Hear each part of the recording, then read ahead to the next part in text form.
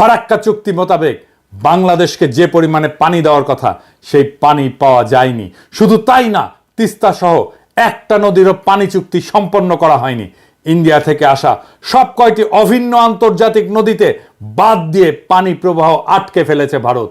সেদেশের অভ্যন্তরে বাঁধ নির্মাণের ফলে বাংলাদেশের নদীগুলো সব গেছে মরে। নদী আমাদের প্রাণ, আমাদের প্রধান যোগাযোগের মাধ্যম, জীবিকা আর প্রোটিনের উৎস, সেইটা পুরোপুরি ধ্বংস করে দিয়েছে ভারত, যা বাংলাদেশের জনগণের মধ্যে তীব্র অসন্তোষ তৈরি করেছে। 7 নম্বর পয়েন্ট, নানা ধরনের ছলচাতুরি করে ট্যারিফ বসিয়ে ভারতের বাজারে বাংলাদেশি পণ্য ঢুকতে বাধা সৃষ্টি করেছে, আর উল্টো দিকে বাংলাদেশের বাজার ভারতীয় পণ্য দিয়ে সয়লাভ করে দিয়েছে।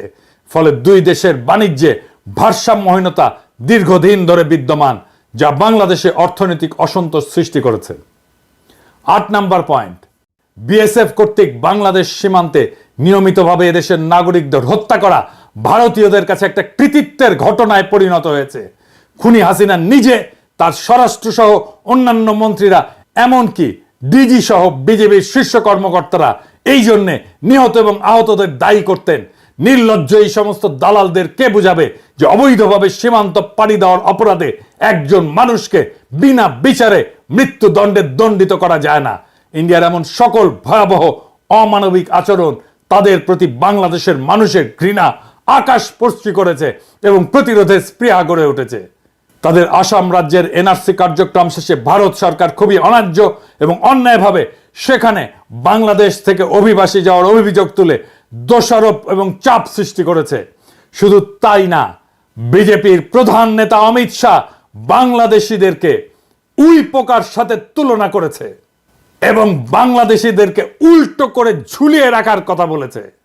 9 নম্বর পয়েন্ট, শুরু থেকেই ইন্ডিয়া রোহিঙ্গা গণহত্যাকারীদের পক্ষ অবলম্বন করেছে। একজন রোহিঙ্গা শরণার্থীকে তারা ভারতীয় সীমানায় ঢুকতে বা আশ্রয় নিতে দেয়নি এবং রোহিঙ্গাদের খালি করে দেওয়ার পরে ওই জায়গায় গিয়ে ভারত তার সমস্ত ব্যবসাপাতি নিয়ে বসিয়েছে। ব্যবসা বাণিজ্য চলছে তুমুলভাবে। রোহিঙ্গা সমস্যায় ভারত সবসময় মায়ানমারের পক্ষে এবং বাংলাদেশ বিরোধী বৈরী ভূমিকায় অবতীর্ণ হয়েছে। 10 নম্বর, হাসিনার অবৈধ সরকারকে ক্ষমতায় বসিয়ে রেখে ইন্ডিয়া তাদের জন্য সুবিধাজনক শর্ত জুড়ে দিয়ে বাংলাদেশের স্বার্থ বিরোধী অজস্র চুক্তি স্বাক্ষর করিয়ে রেখেছে। বাংলাদেশের স্বার্থ বিরোধী এমন সব চুক্তিতে ভারতের পক্ষে লাভ এবং সুবিধাজনক শর্ত লিপিবদ্ধ করা হয়েছে। ভারতের বাজারে বৈধভাবে বাংলাদেশি কর্মীদের প্রবেশাধিকার নাই বললেই চলে, আর ভারত থেকে লক্ষ লক্ষ পেশাদার বাংলাদেশে এসে চাকরি করে এবং রেমিটেন্স পাঠায় ভারতে। শুধু পানি নির্ভরতাই নয়, বাংলাদেশের খাদ্য, বিদ্যুৎ, জ্বালানি নিরাপত্তা ধ্বংস করে দেওয়া হয়েছে। এর সবকিছুই ইন্ডিয়ার স্বার্থের অধীনে অনুকূলে তাদের পদতলে অর্পণ করেছে ফ্যাসিস্ট শেখ মুজিবের কন্যা খুনি হাসিনা এবং তার দল আওয়ামী লীগ।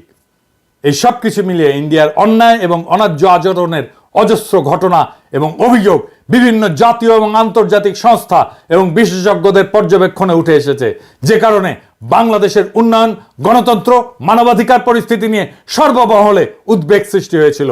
এই পটভূমিতেই সংগঠিত হয় জুলাই বিপ্লব। জুলাই বিপ্লবের লক্ষ্য ছিল হাসিনার উৎখাত শুধু নয়, বাংলাদেশে ভারতীয় আধিপত্যবাদের অবসান এবং রাষ্ট্রকে নতুনভাবে পুনর্গঠন করা। রক্তাক্ত জুলাই গণ অভ্যুত্থানের পর বাংলাদেশের মানুষ শুধু শেখ হাসিনার ফ্যাসিবাদী শাসনের কবল থেকে মুক্তিই পায়নি, একই সঙ্গে স্বাধীনতার স্বাদ গ্রহণ করেছে। তার কারণ, জগদ্দল পাথরের মতো চেপে বসা একটা ফ্যাসিবাদী দানবীয় সরকার বাংলাদেশের মানুষের জীবন বিপন্ন করে ক্ষমতা কুক্ষিগত করে টিকে থাকতে পারছিল। তার প্রধান কারণ হাসিনাকে ইন্ডিয়ার সর্বাত্মক সমর্থন এবং সহযোগিতা। এই সত্য যারা অস্বীকার করে তারা বাংলাদেশের শত্রু। বাংলাদেশের স্বার্থ, স্বাধীনতা এবং মর্যাদাকে গুড়িয়ে দিয়ে শেখ হাসিনা কার্যত আমাদেরকে ইন্ডিয়ার উপনিবেশ বানিয়ে রেখেছিল। বাংলাদেশের প্রত্যেকটি মানুষের কাছে এই সত্য এতই স্পষ্ট ছিল যে শেখ হাসিনার পলায়নের পর বাংলাদেশের মানুষের সামনে ইন্ডিয়া প্রশ্নে একটা অভূতপূর্ব জাতীয় ঐক্যমতের আবির্ভাব ঘটেছে। সফল গণ অভ্যুত্থান সম্পন্ন হওয়ার পরপরই আগস্ট মাসের শেষ ভাগে উজানে পানি ছেড়ে দিয়ে বাংলাদেশের একটি অংশ প্লাবিত করে বিপ্লব পরবর্তী মুহূর্তে একটা বিপর্যস্ত অবস্থার মধ্যে ঠেলে দিয়েছিল ইন্ডিয়া। সেই ঘটনায় আমাদের জাতীয় ঐক্যমত আরো শক্তিশালী এবং আরো দৃঢ় হয়েছে। আমরা ইস্পাত দৃঢ় গণপ্রতিরক্ষার অভিষেক ঘটতে দেখেছি। সেই কঠিন সময় 15 বছরের যাবতীয় জুলুম, নির্যাতন এবং নিপীড়নে লিপ্তদের প্রভু সম সহযোগীর প্রতি সৃষ্ট ন্যায়সঙ্গত ক্ষোভের আগ্নেয়গিরি চাপা দিয়ে বাংলাদেশের মানুষ দুর্যোগগ্রস্ত সকল সম্প্রদায়ের নাগরিকদের নিরাপত্তার স্বার্থকে প্রাধান্য দিয়ে সকলে এক কাতারে জড়ো হয়েছিল। ইন্ডিয়ার যাবতীয় প্রোপাগান্ডা এদেশের সংখ্যালঘু হিন্দু সম্প্রদায়কে নিয়ে তাদের জঘন্য মিথ্যাচার, বিদ্বেষমূলক বানোয়াট প্রচারণা, অভাবনীয় সংযম, প্রজ্ঞা এবং দূরদর্শিতা দিয়ে বাংলাদেশিরা মোকাবেলা করেছে।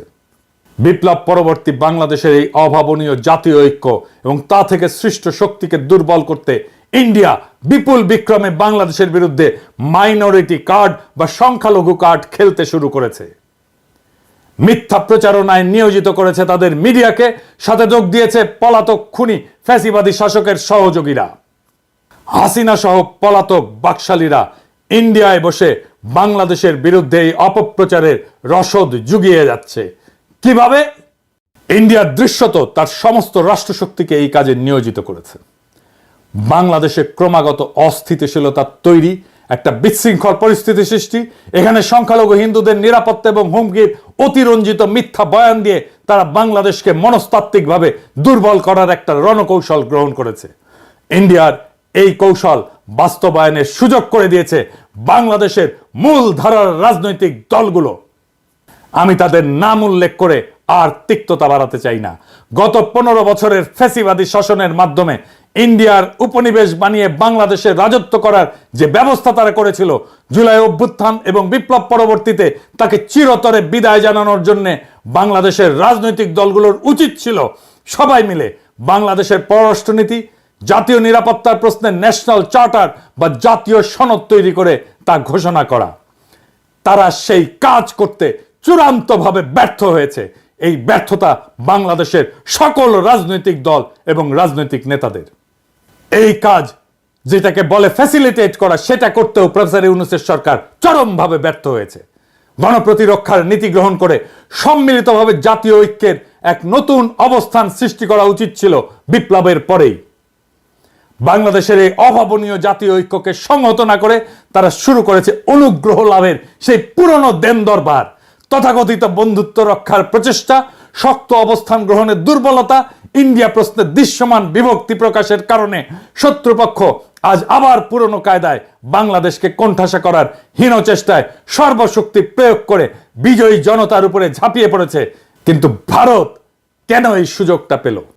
ইন্ডিয়া একটা মিথ্যা প্রচারণার পাশাপাশি যুদ্ধংদেহী মনোভাব প্রদর্শনের জন্য তার সমস্ত রাজনৈতিক দল, কংগ্রেস, তৃণমূল সহ এমনকি তাদের কমিউনিস্ট পার্টিগুলো সহ সকল প্রতিষ্ঠানকে একত্রিত করতে পারলেও বাংলাদেশের সকল ফ্যাসি বিরোধী রাজনৈতিক দল শক্তি একটা জায়গায় পৌঁছাতে পারেনি।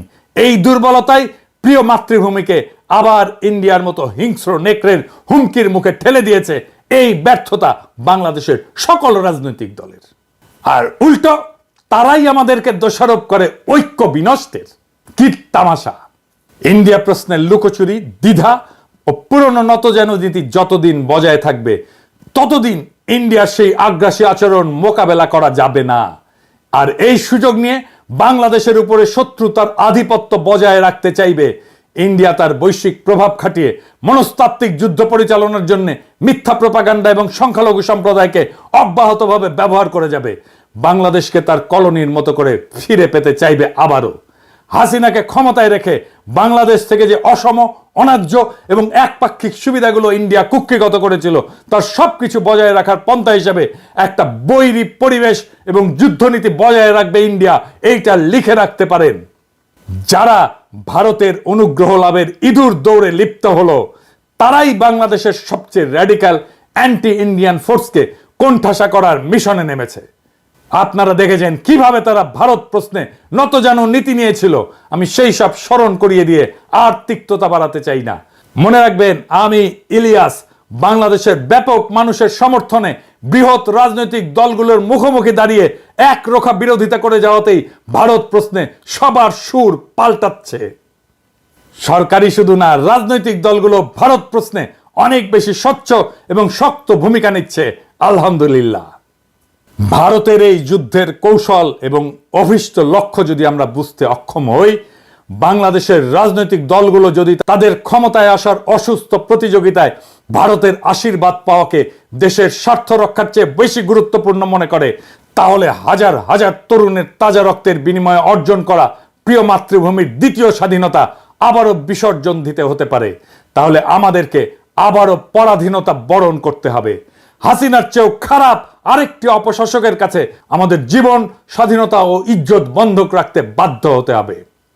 আমরা তা চাই না, আমরা কোনোদিন তা হতে দেব না। আমরা অবশ্যই তা প্রতিরোধ করব জীবন দিয়ে হলেও। বাংলাদেশ শুধু একটা ভূখণ্ড না, এটি একটি জ্বলন্ত আদর্শ, একটা সংগ্রামের প্রতীক। হাজার হাজার ছাত্র জনতার রক্তের বিনিময়ে অর্জিত এই মুক্ত মাতৃভূমি আমরা কারো পদতলে সমর্পণ করব না। দেশবাসীকে আহ্বান জানিয়ে বলতে চাই, গণ অভ্যুত্থান এবং জুলাই বিপ্লবে অংশগ্রহণকারী সকল রাজনৈতিক দল, ছাত্র জনতার সংস্থাগুলো একসাথে বসে ভবিষ্যতের জন্য এদেশের বৈষম্য বিরোধী উন্নয়নের নীতি কৌশল নির্ধারণ, অভিন্ন পররাষ্ট্রনীতি, প্রতিরক্ষা নীতি প্রণয়ন করতে হবে। এটাই হবে আমাদের ঐক্যের ভিত্তি। দেশবাসীকে আহ্বান জানিয়ে বলতে চাই, গণ অভ্যুত্থান এবং জুলাই বিপ্লবে অংশগ্রহণকারী সকল রাজনৈতিক দল এবং ছাত্র জনতার সংস্থাগুলো বসে 3টা সনদ লিখতে হবে। কি কি? উন্নয়নের নীতি, পররাষ্ট্রনীতি, প্রতিরক্ষা নীতি। এই 3টাই হবে আমাদের ঐক্যের ভিত্তি। ঐক্য নষ্ট করতেছি বলে যারা চিল্লান, দেখে এইটা করতে পারেন কিনা, এটা করার হিম্মত হয় কিনা। যদি চান এটা লিখে দিতেও পারি। ঐক্য ঐক্য করে চিল্লান, কার ভিত্তিতে ঐক্য, কেন ঐক্য, সেটা ক্লিয়ার করে বলতে হবে। আর এইবার মেহেরবানি করে লড়াইয়ের সব স্টেক হোল্ডারদেরকে সম্পৃক্ত করবেন এই 3টা নীতি লেখার জন্য। এই 3টা নীতি বা 3টা সনদ লেখার জন্য জাতীয় ঐক্য তখনই সম্ভব হবে যখন একটা লিখিত বা অলিখিত চুক্তি বা সনদ বা চার্টার থাকে।